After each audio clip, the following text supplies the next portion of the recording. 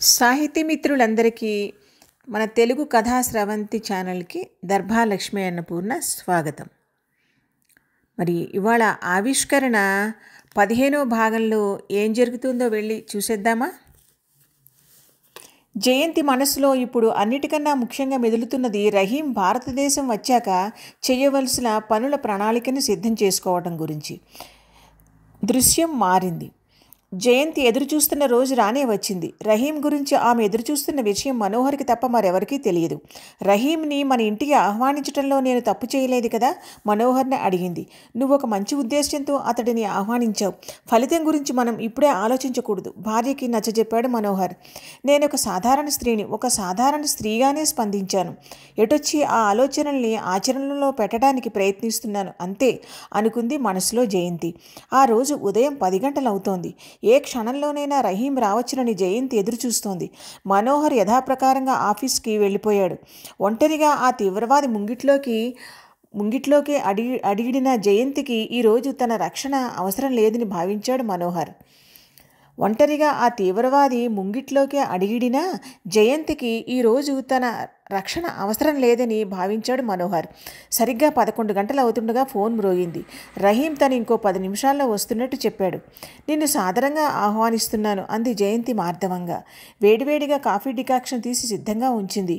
తను చేసిన హింసకి రహీంలో పశ్చాత్తాపం కలగాలంటే తను అతడి మీద ఆగ్రహం చూపించకూడదు. అందువల్ల ప్రయోజనం లేదు కూడా. రహీం జయంతి ముంగిట్లో ఉన్నాడు. కూడా ఎవరూ లేరు. ఇక్కడ ఎవరూ లేకపోయినా రహీం వ్యక్తులు ఆ చుట్టుపక్కల కాపు కాస్తూనే ఉంటారని ఆమెకి తెలుసు. మామూలు ప్యాంటు షర్టులో చిరునవ్వులు చిందిస్తున్న ఈ రహీమే ఇన్ని ఘాతుకాలకి సూత్రధారని చెప్తే ఎవరూ నమ్మరు. సామాన్య జనప్రవాహంలోకి వచ్చిన ఆ తీవ్రవాది తన హావభావ ప్రకటనని కూడా మార్చుకున్నాడు. అవి అతి మార్దవంగా సాత్వికంగా ఉన్నాయి. ప్రయాణం ఏ ఇబ్బంది లేకుండా జరిగిందా? ఆ ప్రశ్నలో ఎన్నో అర్థాలు దాగి ఉన్నాయి. జయంతి అడిగింది అలా. కానీ అడిగిన తీరు మాత్రం ఇంటికి వచ్చిన అతిథిని మామూలుగా అడుగుతున్నట్టుగా ఉంది. అతడు కళ్ళతోనే జరిగింది అన్నట్టుగా సమాధానమిచ్చాడు. మంచినీళ్లు అందిస్తూ ఒక్కడివే వచ్చావా అని అడిగింది. ఆమె ప్రశ్నకి నిశ్శబ్దంగా ఆమె వైపు చూస్తూ ఉండిపోయాడే తప్ప సమాధానం చెప్పలేదు రహీం. అంటే అతడు ఒక్కడే రాలేదన్న విషయం ఆమెకు అర్థమైంది. నీకు నా మీద విశ్వాసం ఉంది కదా అడిగింది. నాకే కాదు, నా వాళ్ళకి కూడా ఉంది అన్నాడు. ఎలా ఉంది మా ఊరు? మనకి నచ్చే వ్యక్తులు ఉన్న ఊరు బాగుంటుంది. అతని కళ్ళలో క్షణంలో సగంసేపు జయంతి పట్ల ఆరాధనాభావం మెరిసి మాయమయ్యింది. నేను నా ఆశయం కోసం నా ప్రాణాలను సైతం ఎలా లెక్క చేయటం లేదో మీరు అంతే. ఆలోచనల్లో సారూప్యత ఉన్నవాళ్ళు ఎప్పుడూ నచ్చుతారు అన్నాడు. ఒక ఆలోచనలో సారూప్యత ఉంటే మిగతా విషయాల్లో కూడా సారూప్యత ఉండే అవకాశం ఎక్కువ ఉంటుంది. కారణం ఏదైనా, మన లక్ష్యం ఏదైనా అమాయక పౌరుణ్ణి హింసించటం ముమ్మాటికి న్యాయం కాదు. చేతిలో పెద్ద తుపాకీతో చుట్టూ తుపాకులు పట్టుకున్న మనుష్యులతో అరణ్యాలలో ఇరుకు గదిలో కూర్చుని ఆలోచించటం కాదు. ఈ క్షణంలో ఒక సామాన్య పౌరుడిగా ఆలోచించు అని చెప్పి లోపలికి వెళ్ళి ఒక ప్లేట్లో స్వీటు హాటు పెట్టి తీసుకొచ్చి అతని చేతికి ఇచ్చింది జయంతి. ఇలాంటి విషయాలు అతడితో చెప్పటమే కానీ సమాధానం ఆశించకూడదని ఆమెకి తెలుసు. ఒక మహావిచ్ఛిన్న శక్తిని ఓ సాధారణ మానవుడి పాత్రలోకి తెప్పించి ఎదురుగా కూర్చోబెట్టింది ఆమె. నీకు చిన్నప్పుడు చదువుకోవటం అంటే చాలా ఇష్టం ఉండేదని మీ అమ్మగారు చెప్పారు. జయంతి సంభాషణని మామూలు మాటల వైపు మళ్లిస్తూ అంది. అవును, ఎందుకు చదువుకోలేకపోయానో కూడా అమ్మ చెప్పే ఉంటుంది స్వీటుని రుచి చూస్తూ అన్నాడు రహీం. నీలో ఒక అద్భుతమైన శక్తి సామర్థ్యాలు ఉన్నాయి. చదువుకోవాలన్న సంకల్పం ఉంటే పేదవాడికి కూడా చదువుకోవటం కష్టమేం కాదు.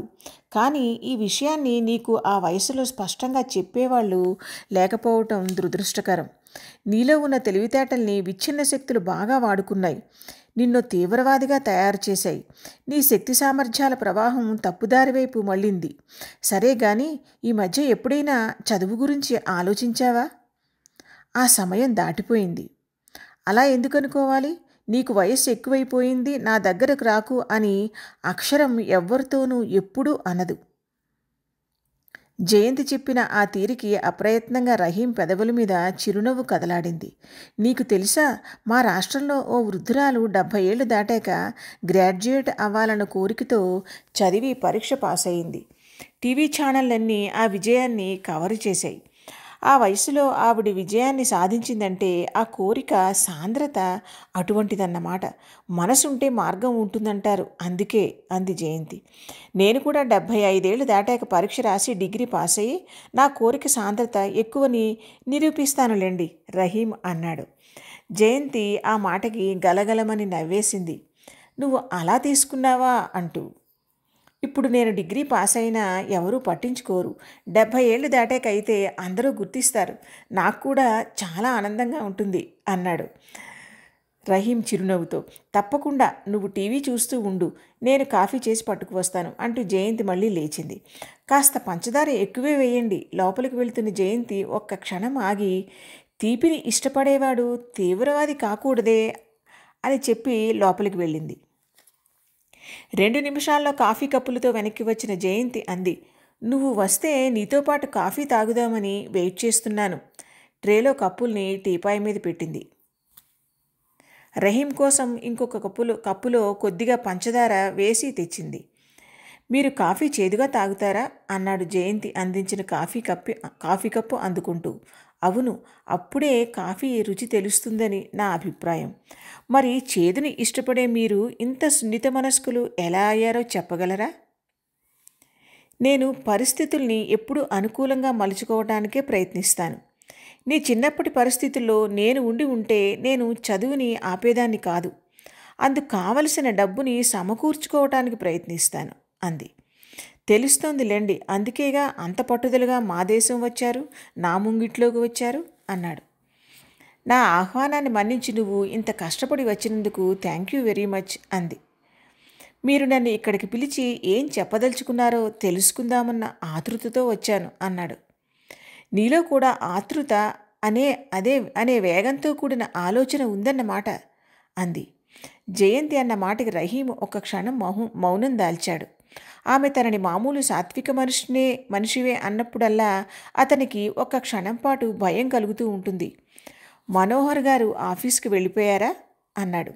నా భర్త పేరు నీకు నేను చెప్పలేదే అంది. మీ పరిచయమే మీరు జయంతి మనోహర్గా చేసుకున్నారు. పైగా బయట నేమ్ బోర్డు మీద పేరు కూడా ఉందిగా అన్నాడు. ఓ అవును కదూ, చూసావా, చిన్న విషయంలో ఎంత పొరపాటు పడ్డానో చూడు. క్రీగంట అతని వైపు చూస్తూ అంది జయంతి. ఆమె మాటల్లోని శ్లేష రహీం దృష్టిని దాటిపోలేదు. రహీం అంతటివాడు కూడా పొరపాట్లు చేస్తాడని ఆమె ఉద్దేశం అయి ఉండవచ్చు. నేను ఇక్కడ రేపు సాయంకాలం వరకే ఉంటాను. మీరేం చెప్పదలుచుకున్నారో చూపించదలుచుకున్నారో రేపు సాయంకాలంలోపు పూర్తి చేసేయాలి. రేపు 6 గంటల తర్వాత ఇక్కడ ఒక్క నిమిషం కూడా ఉండటానికి సాధ్యపడదు అన్నాడు రహీం. భోంచేసి బయటకు వెడదాం. మీరు ఎప్పుడు తిని వచ్చారో ఏమో. రహీం గ్రహించాడు ఈమె తనతో పాటు ఇంకా ఎవరో వచ్చారనుకుంటోందని. వచ్చాక చేద్దాం, మీరు వెళ్దాం అనుకున్న చోటికి వెళ్ళి వచ్చేద్దాం. రహీం మాటల్లో ఒక స్థిర నిశ్చయం కనిపించింది. సరే అని జయంతి డ్రైవర్ని కారు బయటకు తీయమంది. డ్రైవర్కి అక్కర్లేదని చెప్పి తనే స్టీరింగ్ ముందు కూర్చుంది. ఓ 20 నిమిషాల పాటు డ్రైవింగ్ తర్వాత బిజీగా ఉన్న బజార్లో కారు ఆపింది జయంతి. ఇక్కడ చాట్ బాగుంటుంది, తిని వెళ్దాం పద అంటూ హైదరాబాద్ నగరంలో ప్రసిద్ధి చెందిన ఆ చాట్ సెంటర్లోకి తీసుకువెళ్ళింది. పిల్లలు పెద్దలు స్నేహ బృందాలు కబుర్లు నవ్వులు ఆనందం అంతా అక్కడే ఉందేమో అన్నట్టుగా ఉంది. జయంత్ రహీంని నీకేం చాట్ ఇష్టమని అడిగింది. మర్చిపోయానన్నాడు. అయితే ఇది బాగుంటుంది అని ఒక పేరు చెప్పి ఇద్దరికీ ఆర్డర్ ఇచ్చింది. రహీంకి మౌనంగా ఆ పరిసరాలన్నింటినీ పరిశీలించే అవకాశం ఇవ్వాలన్నట్టుగా ఆమె మౌనం దాల్చింది. తను అతడిని ఇక్కడికి ఎందుకు తీసుకువచ్చిందో అన్నది అతనికి అర్థమయ్యే ఉంటుందని భావించింది జయంతి. గతంలో ఇదే ప్రదేశంలో నలుగురు ఇలా ఆనందోత్సాహాల్లో ఉండగానే ఇతని అనుచరులు బాంబు విస్ఫోటనం చేశారు. ఎక్కడ ఘోరం చేయబోతున్నామో తమ నాయకుడు తెలియకుండా అనుచరులు చెయ్యరు. మర్చిపోవటం అన్న మాటే లేదు. జయంతి ఆర్డర్ ఇచ్చిన చాట్ సిద్ధమైంది. జయంతి ప్లేటు తీసుకువచ్చి రహీంకి ఒకటి ఇచ్చి తన ఒకటి తీసుకుంది. స్పూన్తో తీసి రహీం నోట్లో వేసుకున్నాడు. ఎలా ఉంది? చాలా బాగుంది కదూ అంది. నాకు చాలా బాగుందని మీరెలా చెప్పగలిగారు? రహీం మరో స్పూన్ చాట్ని నోట్లో ఇష్టంగా పెట్టుకుంటూ అన్నాడు. ఈ చాట్ సెంటర్కి ఉన్న ప్రత్యేకత ఒక కారణమైతే, చాట్ని నోట్లో పెట్టుకోగానే నీ వదనంలో కలిగిన భావ వీచికలు, ఫేస్ రీడింగ్ అంది. నిజంగా అద్భుతంగా ఉంది, రహీం నిజాయితీగా అన్నాడు. అన్ని అనుభూతుల కన్నా భోజనంలోని రుచి అనుభూతి గొప్పది, అందులోనూ ఆకలి ఉన్నప్పుడు మరీను.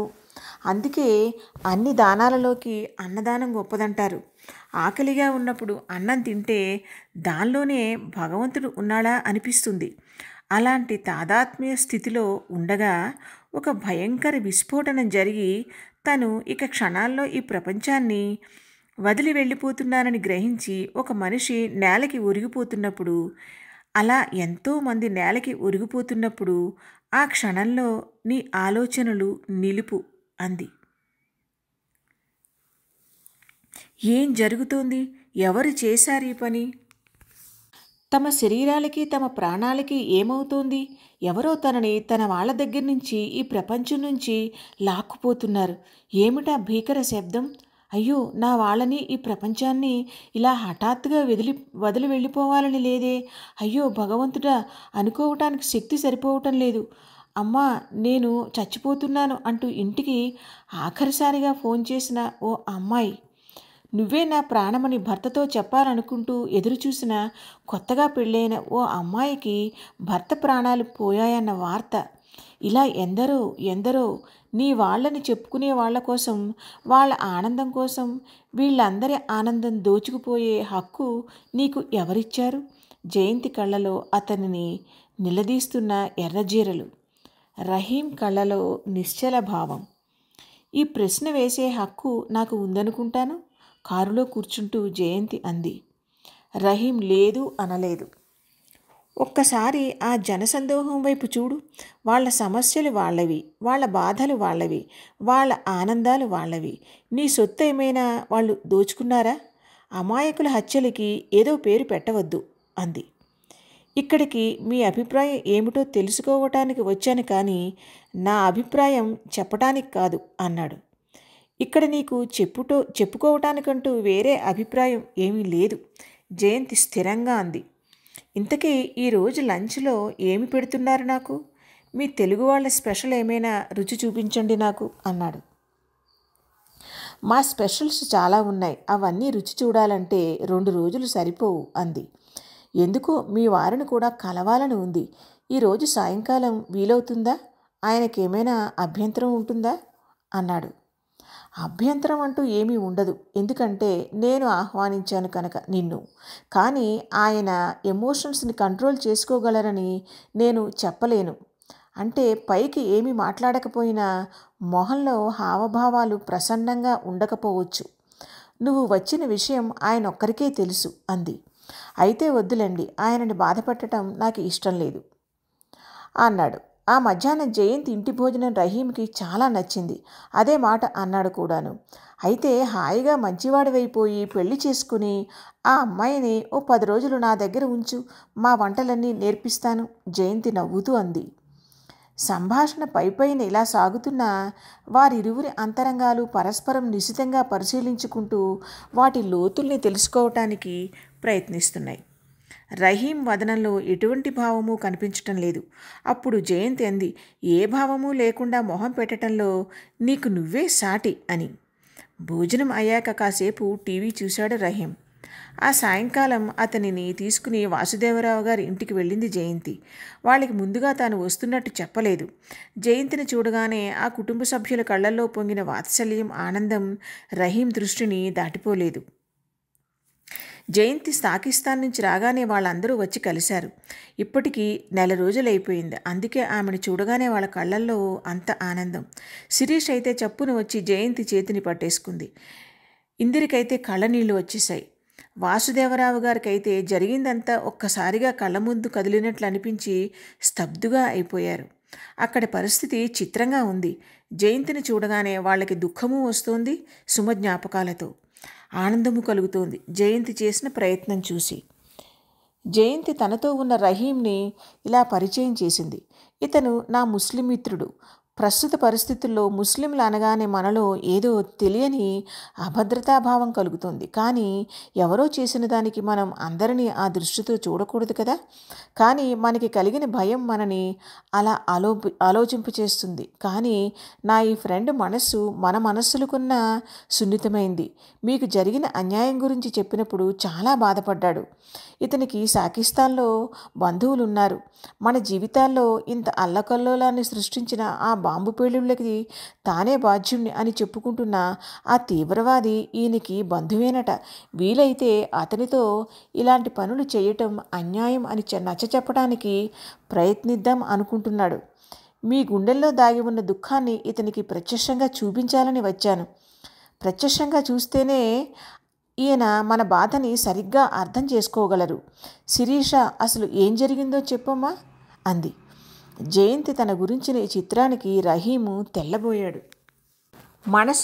మనసులో కలిగే భావ సంచలనాన్ని మొహంలో కనిపించకుండా అదిమి పట్టే శక్తి అతను ఎప్పుడో ఔపాసన పట్టేసినవాడు కనుక జయంతి చెప్పిన మాటలకి అనుగుణంగా తన భావ ప్రకటనని ఇచ్చాడు. కానీ వెంటనే రహీం తన వైపు చూడటంలో ఉన్న భావం జయంతికి తెలుసు. జయంతి తన గురించి అలా చెప్పగానే అక్కడ కూర్చున్న నలుగురి కళ్ళల్లోనూ మెరిసిన మెరుపు ఆ మెరుపుని తిలకించిన తనలోని భావ సంచలనాన్ని రహీం ఎప్పటికీ మర్చిపోలేడేమో. ఒక్క క్షణం వాళ్ళు తనని ఒక ఆపద్బాంధవుడిలా చూశారు. జయంతి కావాలనే మళ్ళీ అంది, తను చాలా మంచివాడు. ఇతని వల్లనే నాకు ముస్లింలంటే ఇంత ఘాతుకం జరిగాక కూడా ఎనలేని గౌరవం కలిగింది. జయంతిని ఇప్పటికే బాగా అర్థం చేసుకున్న రహీంకి ఆ మాటల్లోని భావం తెలుసు. ఆమె తనని అటువంటి మాటలతో గుచ్చి బాధించాలనుకోవటం లేదు. తను మంచివాడైతే ఎదుటివారి స్పందన ఎలా ఉంటుందో ప్రత్యక్షంగా చూపించటానికి ఆమె ఇలా మాట్లాడుతోందని అతనికి అర్థమైంది. భాస్కర్ వెంటనే రహీం దగ్గరికి వచ్చాడు. అంకుల్, ఆ టెర్రరిస్టుతో మీరు మాట్లాడటం కుదురుతుందా? ఎలా ఉంటాడు? ఆ కళ్ళల్లో కదిలిన ఓ ఏహ్యభావం. శిరీష ఆ రోజు ఇంట్లో పకోడీల కోసం ఉల్లిపాయలు తరగడం దగ్గర నుంచి సుమ శవంగా మారిపోవటం వరకు బాధ, దుఃఖం, ఆవేశం కలగలిపి చెప్పటం పూర్తయ్యేసరికి ఆమె కనులు కన్నీటి కడవలయ్యాయి. ఇందిర పరిస్థితి అయితే చెప్పనే అక్కర్లేదు. అంకుల్, మా సుమక్కంటే నాకు ప్రాణం. నేనంటే అక్కకి కూడా. భాస్కర్ గొంతు దుఃఖంతో పూడుకుపోయింది. అసలు వాళ్ళ సమస్య ఏమిటో, నా కూతుర్ని ఎందుకు చంపారో ఇందిర ఒక విధమైన అయోమయ ధోరణిలో తనలో తను అనుకుంటున్నట్టుగా అనుకుంది. అంకుల్, వాడికి అక్క ఉంటే ఆ అక్కని ఇలాగే చంపేసి వస్తాను. భాస్కర్ గొంతులో అగ్నిజ్వాలలు కనిపించాయి. అసలు ఇలా అందరినీ చంపటానికి వాళ్ళకి మనసు ఎలా ఒప్పిందో, వాళ్ళు అసలు మనుషులు కాదేమో శిరీష అంది. దేశ సమస్య గురించి ఆలోచిస్తున్నప్పుడు వ్యక్తి సమస్యని పరిగణనలోకి తీసుకోకూడదని అతని ఉద్దేశం అయి ఉంటుంది. రహీం గొంతు మార్దవంగానే పలికింది. వ్యక్తుల సముదాయమే దేశం కదా. ఏ సమస్యనైనా వ్యక్తి క్షేమాన్ని దృష్టిలో పెట్టుకోకపోతే అది వ్యర్థమే అవుతుంది. ఏది ఏమైతేనేం మా జీవితాల్లో పూడ్చలేని నష్టం జరిగిపోయింది. మీరు చేయగలిగితే ఇటువంటి దుఃఖం మరొకరికి కలగకుండా చూడండి. ఒకరికి అపకారం చేసి ఇంకొకరికి ఉపకారం చేస్తున్నానంటాన్ని ఆ భగవంతుడు కూడా హర్షించడు. వాసుదేవరావు గారి గొంతులో నిస్సహాయత్వం, విరక్తి కానవచ్చాయి. శిరీష, ఆ తీవ్రవాదే కనుక నీ ఎదురుగా కనబడితే నువ్వు అతడిని ఏమని అడుగుతావు? జయంతి అడిగింది. శిరీష 2 నిమిషాల మౌనం తర్వాత అంది, ఏమని అడగగలను? మా సుమ అందని తీరాలకు వెళ్ళిపోయింది, తీసుకురాగలవా అని అడుగుతాను. కానీ ఆ పని చెయ్యలేడుగా. అందుకే నా కళ్ళల్లోని బాధని నీకు హృదయం ఉంటే అర్థం చేసుకుని ఇటువంటి బాధ మరొకరికి కలిగించవద్దని వేడుకుంటాను అంది. రహీం ఒక్కసారిగా అంతరంగంలో ఉలిక్కిపడ్డాడు. క్షణంలో సగం సేపు దళసరి ఉక్కు చట్రంలో బిగించబడిన అతని హృదయంలోకి నేను చేస్తున్న విధ్వంసకాండ సరైనదేనా అన్న ప్రశ్న చొచ్చుకుని వెళ్ళటానికి ప్రయత్నించి విఫలమైంది. శిరీష్ అన్న మాట గురించి ఒక్క నిమిషమైనా రహీంకి ఆలోచించే అవకాశం ఇవ్వాలని జయంతి మౌనంగా ఉండిపోయింది. తర్వాత ఇందిర అంది, అంత దుర్మార్గుడైన కొడుకుని కన్నందుకు ఆ తల్లి ఎంతగా దుఃఖిస్తోందో అని. రహీంకి గుండెల్లో ఎవరో బల్లెంతో గుచ్చినట్టు అనిపించింది. తన తల్లి తనని కన్నందుకు విచారిస్తుందా? వాసుదేవరావు గారు దీర్ఘంగా నిట్టూరుస్తూ అన్నారు, ఇందులో ఆ తీవ్రవాది తప్పేమీ లేదనిపిస్తోంది అని. రహీం కళ్ళలో ఏవో ఆశాదీపాలు చప్పున వెలిగాయి. ఆయన చెప్పబోయేది ఏమిటన్న ఆలోచనలో ఊపిరి తీసుకోవటం మర్చిపోయాడు. తను అన్యాయంగా అమాయకుల్ని బాధిస్తున్నాడని తనకి తెలుసు. కానీ తాను అనుకున్నది సాధించటానికి ఈ హింస తప్పదు అనుకున్నాడు. దారిద్ర్యం, ఆకలి వీటికి అబంధ హస్తాల్లో ఇరుక్కుపోయిన పిల్లల్ని ఆకలి తీరుస్తాం రండి అన్న నెపంతో ఉగ్రవాదులు తీసుకువెళ్ళి వాళ్ళ కడుపులు నింపి హింసావాదాన్ని ప్రబోధిస్తున్నారు. బ్రతకటానికి ఇంతకన్నా వేరే మార్గం లేదని వాళ్ళకి బ్రెయిన్ వాష్ చేస్తున్నారు. ఆ చిన్నారుల మనసుల్ని విషపూరితం చేసి అదే ప్రపంచం, అదే అసలైన గమ్యం అన్న నరకంలోకి, విశ్వాసంలోకి నెట్టేస్తున్నారు కొంతమంది ఉగ్రవాదులు. ఆ పసిపిల్లలు ఆ సాలెగూడులో చిక్కుకునే పరిస్థితుల్ని అదుపు చేయగలగాలి. కాలే కడుపుని నింపినవాడి మాటే ఎవరికైనా వేదవాక్ అవుతుంది. ఆకలి బాధల్ని తట్టుకుంటూ మంచి చెడు విచక్షణని తెలుసుకోగల శక్తి ఆ చిన్నారులకి ఎక్కడ ఉంటుంది? ఎవరైనా ఆ పిల్లల ఆకలి బాధను తీర్చి మంచితనాన్ని, అహింసని మించిన శక్తులు లేవన్న నమ్మకాన్ని వాళ్ళలో కలిగించాలి. నువ్వు కూడా మంచి మనిషిగా నిలబడగలవన్న నమ్మకాన్ని వాళ్ళలో కలిగించాలి. పుట్టుకతోనే ఎవడూ చెడ్డవాడిగా పుట్టడు. కానీ గడ్డు పరిస్థితులకి లొంగిపోకుండా ఎదురీదగల శక్తి కొందరికీ ఉంటుంది. నువ్వేమంటావు బాబు? ఆయన రహీంని అడిగారు. రహీంకి ఏమని సమాధానం చెప్పాలో అర్థం కాలేదు. తను చాలా మంచి వ్యక్తి అనుకుని వీళ్ళు మాట్లాడుతున్నారు. అదే నిజమైతే ఎంత బావుండును. వేరే పరిస్థితుల్లో అయితే నేనే తీవ్రవాదిని అని నిస్సంకోచంగా చెప్పగలిగేవాడు. కానీ ఇప్పుడు తనని తాను అలా ప్రకటించుకోలేడనిపిస్తోంది. ఈ దేశపు ప్రభుత్వానికి తెలిసిపోయి బంధిస్తారేమోననే భయంతో కాదు, తనని మంచి వ్యక్తి అన్న భావంతో చల్లని చూపుతో చూస్తున్న వీళ్ల కళ్ళల్లో భావం తన పట్ల ఏహ్యంగా, ద్వేషంగా మారిపోవటాన్ని తను భరించలేడనిపిస్తోంది.